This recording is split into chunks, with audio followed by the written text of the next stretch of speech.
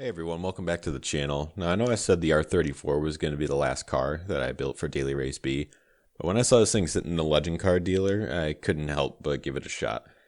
I had a few requests on this one too, because I've been driving it in daily races and I've actually won a few with it. So today I'm going to show you how to build a Ferrari F40 for Daily Race B. Before we get started, again, thank you so much for all the support on the channel. It's growing way faster than I expected. If you've been enjoying these videos so far, leave a comment down below what your favorite car is that I've built so far. And if you find these videos helpful, leave a like, subscribe if you haven't already. And with that being said, let's get started. So on this particular car, we cannot apply a wide body. So we're just going to start right with the wheels. I prefer the BBS LMs on this car. They just look fantastic. I stick with the standard size on these just for aesthetics, but I do go with the wide rim widths, and then the offsets cannot be changed, so pretty simple there on the wheels. And then as for custom parts, it's the same old thing as every other build. Put on the front splitter, put on the side skirts, put on the rear diffuser, and put on the rear wing. For the upgrades, most of these things are similar to the other cars. There's just some slight differences. So we're going to start off with a fully customized suspension, as usual. We have a fully customized differential in this car. I found it very useful. And it's not four-wheel drive, so we can't use a torque vectoring center diff. And then we have the downforce from the wings that we put on GT Auto. We have a full control computer and a power restrictor, so we can get down to the power restriction for the race.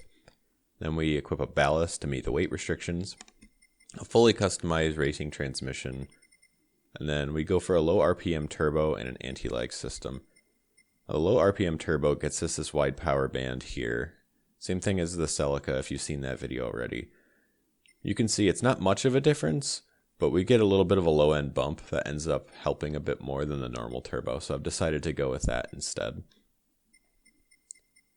And then we go with racing brakes. You can go with carbon.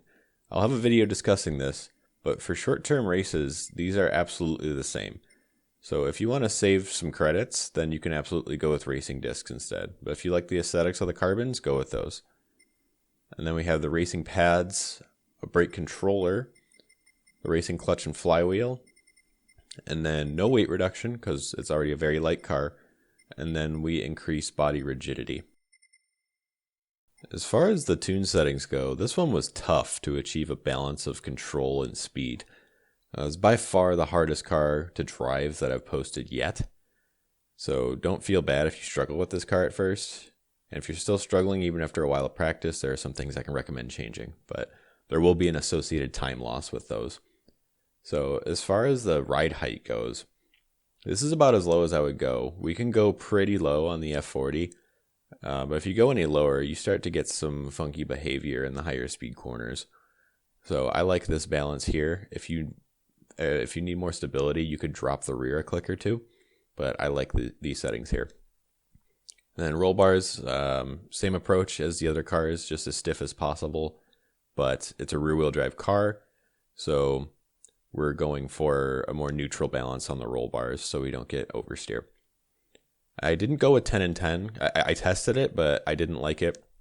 The car was almost too restricted on the roll axis, and I was getting some odd slides if I didn't get perfect braking into a corner. If I overshot it at all, the car would start to slide. So I dialed back the roll bars one click on both ends just to prevent that. Then damping, more of the same trends, just again, small tweaks for a rear-wheel drive platform. Just dropping the front a little bit actually to get us a little more rotation without sacrificing performance elsewhere.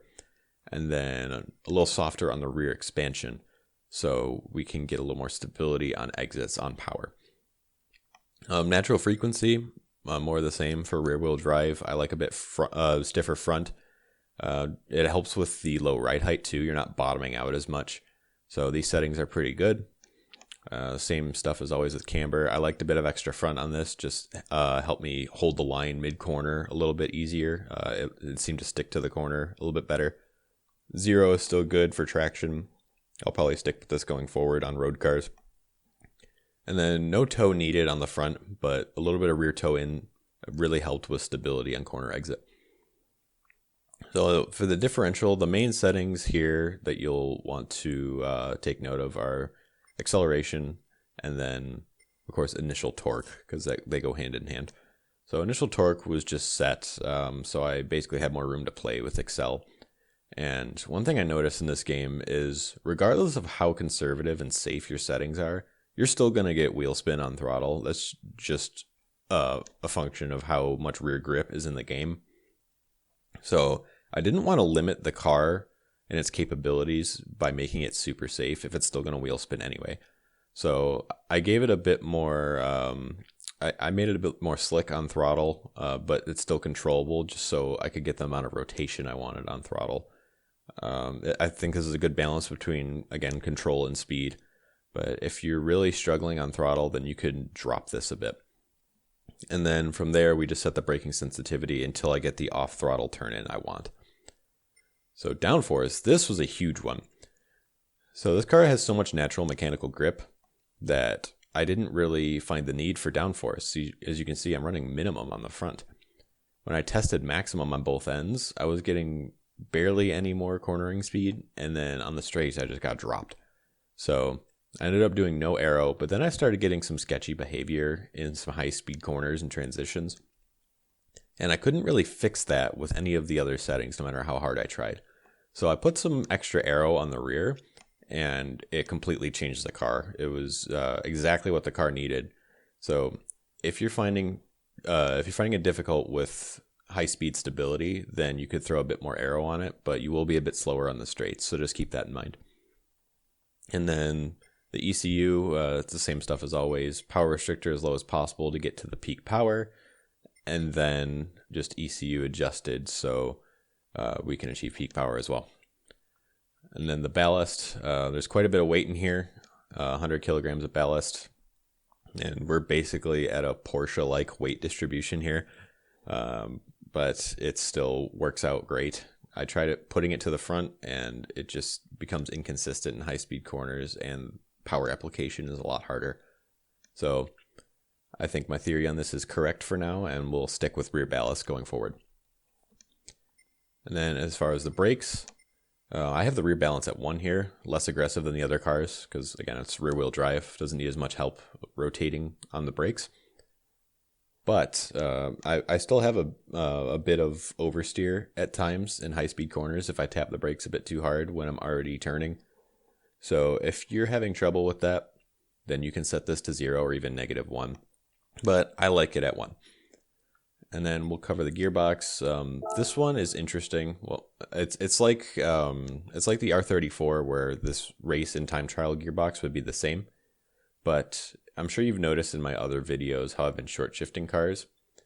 And why that is if you look at the power band, you can see the peak is well before red line on the chart. So you'll want to shift so you're within that power region. And you'll see that on my Hotlap. But just keep that in mind when you see these gears. These gears are made so that you can stay in maximum power by short shifting. But that's all I've got for this car, guys. Again, I had a lot of fun with this one. It took a lot of time to get this car right. It took a lot of time to get the lap time I did. So if you're struggling at first, don't worry about it. Just put in some laps and try to improve on your times and improve consistency. It'll come with time, so just keep chugging away, and you'll get there. That's it for this one, guys. If you like it, leave a like. Subscribe to the channel if you haven't already. Also, there's a Daily Race C coming out. It's GR3 cars on Daytona. So if you want to see some cars for that, let me know in the comments below. And that's all I got. See you next time.